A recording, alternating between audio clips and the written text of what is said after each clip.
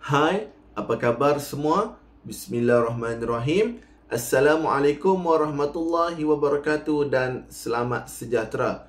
Jom kita belajar Bahasa Melayu tahun 4 Sekolah Jenis Kebangsaan. Baiklah, kali ini kita akan belajar dalam tema yang kedua, iaitu kebersihan dan kesihatan. Dan kita akan belajar dalam unit yang kelima, iaitu bersihnya kami. Jadi adik-adik sekalian bolehlah merujuk buku teks Bahasa Melayu tahun 4 Sekolah Jenis Kebangsaan pada muka surat 30.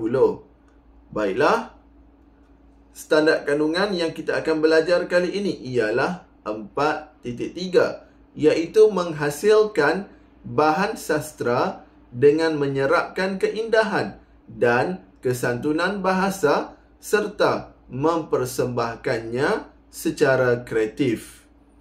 Baiklah, standard pembelajaran pula yang kita akan belajar kali ini ialah 4.3.2, iaitu mengubah suai cerita secara berpandu dan mempersembahkannya secara kreatif.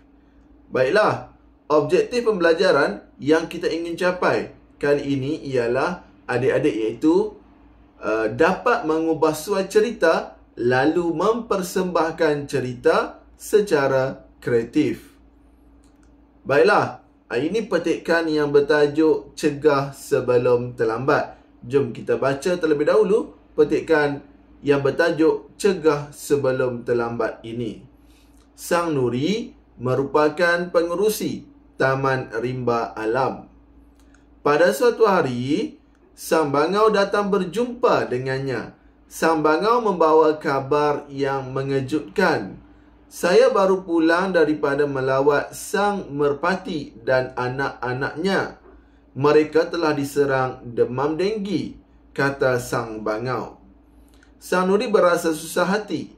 Telah banyak penduduk Rimba Alam yang diserang demam denggi. Sang Nuri perlu bertindak segera. Dia pun mengadakan mesyuarat dengan penduduk Rimba Alam. Mesyuarat itu diadakan di Balai Seri Rimba. Demam denggi berpunca daripada gigitan nyamuk Aedes. Kita dapat mencegah penyakit ini dengan cara menghapuskan tempat pembiakan nyamuk Aedes, kata Sang Balam. Nyamuk Aedes membiak di tempat air bertakung. Biasanya, nyamuk ini membiak di dalam tin, bekas plastik dan tayar terbuang, kata Sang Kelicak pula. Sang Nuri segera membuat keputusan. Dia mengarahkan penduduk kampung mengadakan gotong royong. Mereka perlu bekerjasama membersihkan kawasan persekitaran. Mereka perlu menghapuskan tempat pembiakan nyamuk Aedes kerana tiada Aedes, tiada denggi. Baiklah, jadi berdasarkan petikan ini, adik-adik sebenarnya perlu ubah suai cerita menggunakan watak manusia dan tempat yang diberikan di bahagian bawah, iaitu Encik Gunalan, Encik Johari, Encik Nizam, Encik Lam, Encik Ming, serta nama tempat pula Taman Sentosa dengan Dewan Taman Sentosa.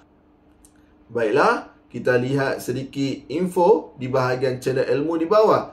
Kata ganti nama diri boleh digunakan apabila haiwan, tumbuhan atau benda diperorangkan. Baiklah, ini cikgu bantu kamu. Cikgu tukarkan watak dalam teks cerita tadi menggunakan watak manusia yang diberi.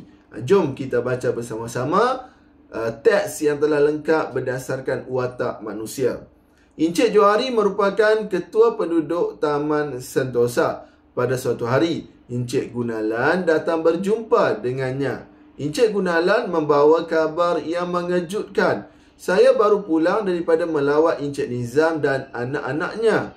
Mereka telah diserang demam denggi, kata Encik Gunalan. Encik Johari berasa susah hati. Telah banyak penduduk Taman Sentosa yang diserang demam denggi. Encik Johari perlu bertindak segera. beliau pun mengadakan mesyuarat dengan penduduk Taman Sentosa. Mesyuarat itu diadakan di Dewan Taman Sentosa. Demam denggi berpunca daripada gigitan nyamuk Aedes. Kita dapat mencegah penyakit ini dengan cara menghapuskan tempat pembiakan nyamuk Aedes, kata Encik Lam. Nyamuk Aedes membiak di tempat air bertakung. Biasanya, nyamuk ini membiak di dalam tin, bekas plastik dan tayar terbuang, kata Encik Ming pula. Encik Johari segera membuat keputusan. Beliau mengarahkan penduduk taman itu mengadakan gotong royong. Mereka perlu bekerjasama membersihkan kawasan persekitaran. Mereka perlu menghapuskan tempat pembiakan nyamuk Aedes kerana tiada Aedes, tiada denggi. Baiklah, lengkap sudah teks cerita yang kita guna watak manusia sebentar tadi. Jadi itu sahaja pembelajaran kita untuk kali ini.